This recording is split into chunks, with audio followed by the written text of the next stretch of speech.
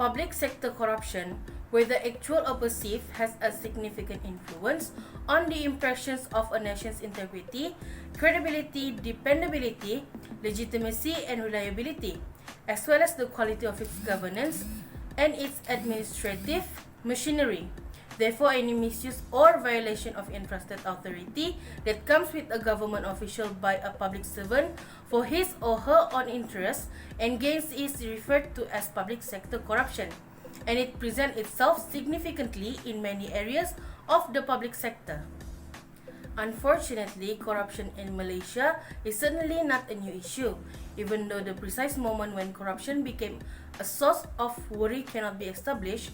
There is an indication that misuse of trust and power for self-gain took root in the society even before the British colonization of this country.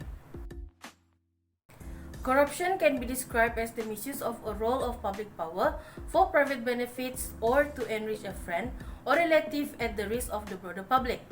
The moral insufficiency of corrupt persons was crucial to previous theory of corruption. Those who participate in such activities were simply perceived as having ethical deficiencies. However, believing that people who committed corruption lack moral ethics more compared to others is not conceptually productive. Instead, individuals will participate in corruption if they discover themselves in circumstances where they may grab resources without being concerned about being caught. Before assessing the role of new public management initiatives, it is reasonable to assume that municipal and county council operations are particularly exposed to corruption threats. This is due to the fact that these operations involve possible profitable businesses such as licensing and purchasing. As a result, the opportunity to benefit from corruption is rather high. Moreover, corruption in the public sector could emerge only if persons with discretionary authority work in public sector organizations. Nevertheless, local politicians and government personnel receive far less exposure than their national counterparts. They face less rigorous inspection from political opponents and the media. As a result, the chances of getting noticed involved in corrupt behavior are rather low. Furthermore, even when corruption is discovered, the ability to implement punishment is not often strong. A significant part of today's administrative changes is viewed as being connected to or an essential component of what is described as the new public management, which is sometimes referred to as managerialism, that has challenged not only the philosophical, institutional, and operational components of public management but has also recommended drastic changes in several sectors of the public sector. The new public management promotes the use of market logic in the public sector to solve the challenges associated with large and inefficient governments. However, despite the fact that new public management promotes openness in the public sector, it can also lead to corrupt activities and able to weaken ethical norms. The first issue is weak enforcement is one of the eliminating corruption in the public sector. One of the flaws is the low percentage of corruption conviction in comparison to arrests, with only 28% of those arrested subsequently prosecuted and convicted, according to MCC. The MCC should be overhauled in order to become more effective and efficient. Second issue is local political connection as well as the issue of money in political campaign.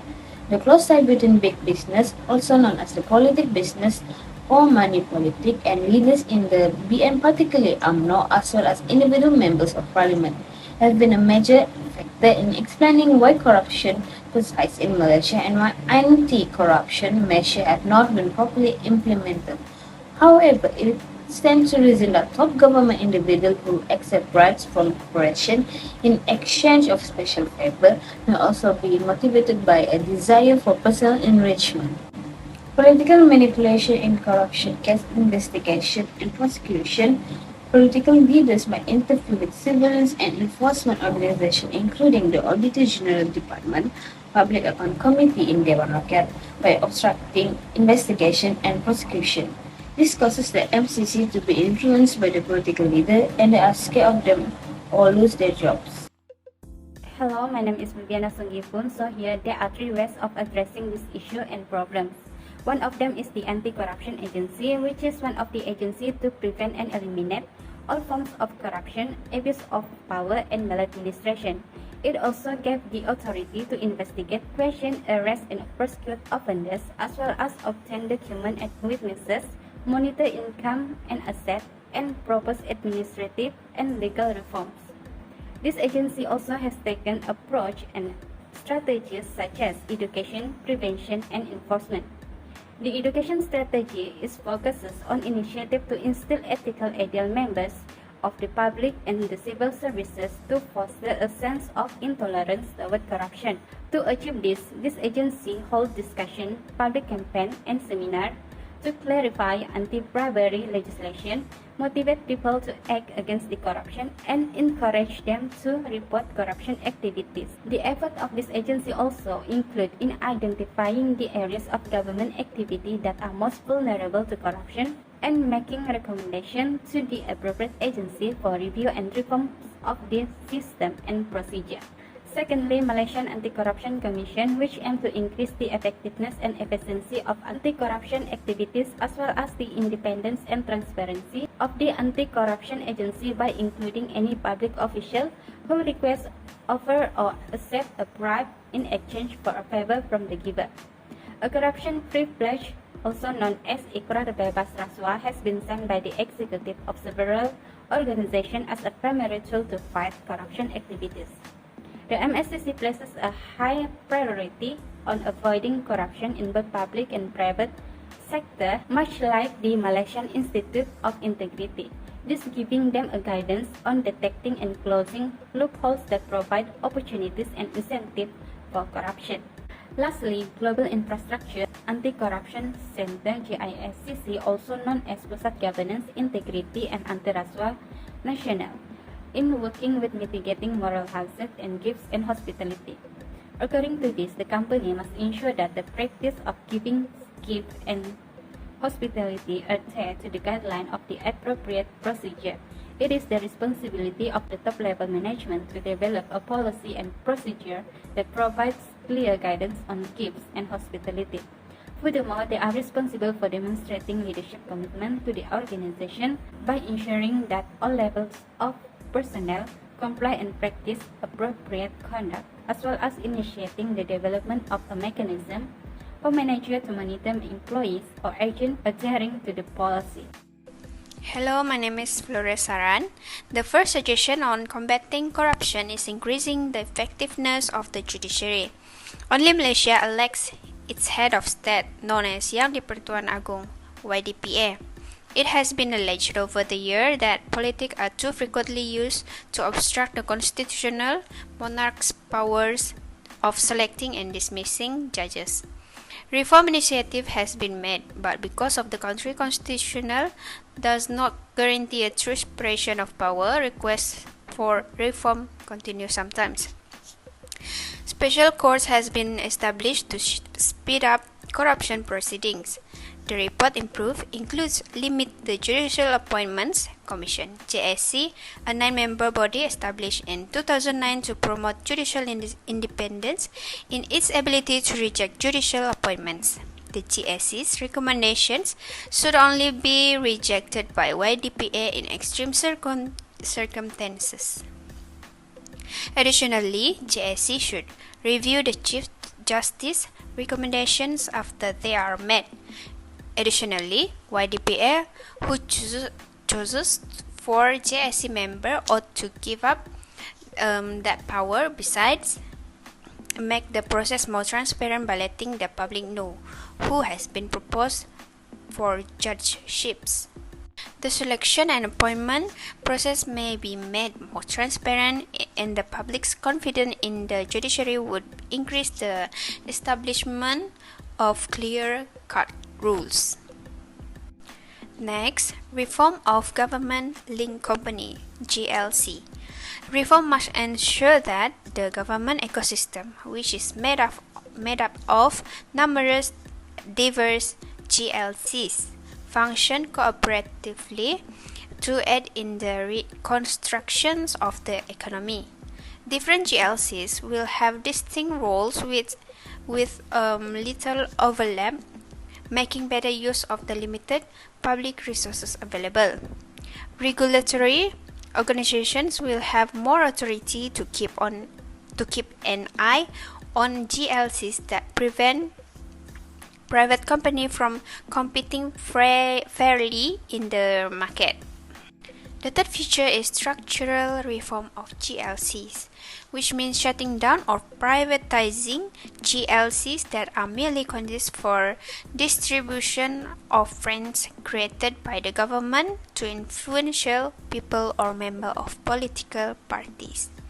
It is essential that organizations operating within the ecosystem be part of the cohesive connection between fair competition and equitable growth in order to ensure well-coordinated, transparent, and responsible market-based activities by all various federal and state-level government-linked companies. These institutions must be under the supervision of an independent, centralized public agencies. Such reform enable efficient conduct an anti-corruption campaign in public. The concern of anti-corruption is vital among the citizens because it might be happening among the public. In order to stop the action to become a habit, campaign is the best way to inform either among the youngsters and adults.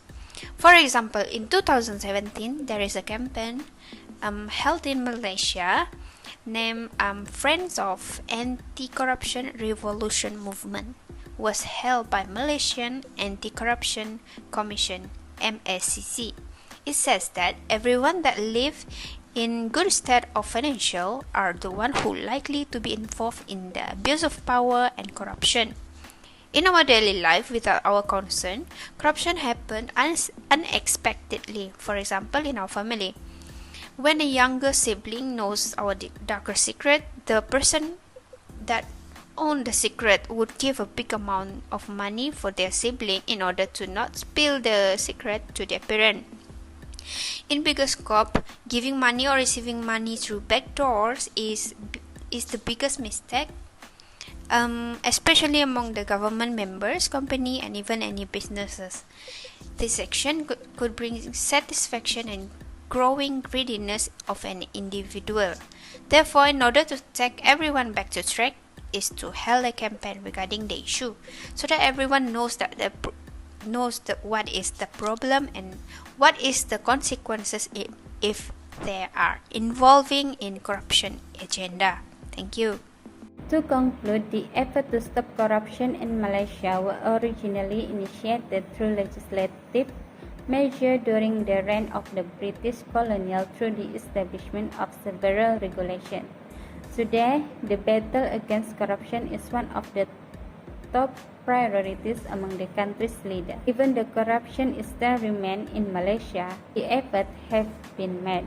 Every time there is a change in the Prime Minister, the new Prime Minister will bring a new transformation among the public servant that could aid in promoting the effectiveness of the performance in the organization to prevent corruption. As Malaysian public servants tend to commit corruption due to self-interest, a recommendation has been highlighted to reduce the rate of corruption among public servants. Nevertheless, this issue can only be effectively addressed with the commitment of the responsible body to respond it.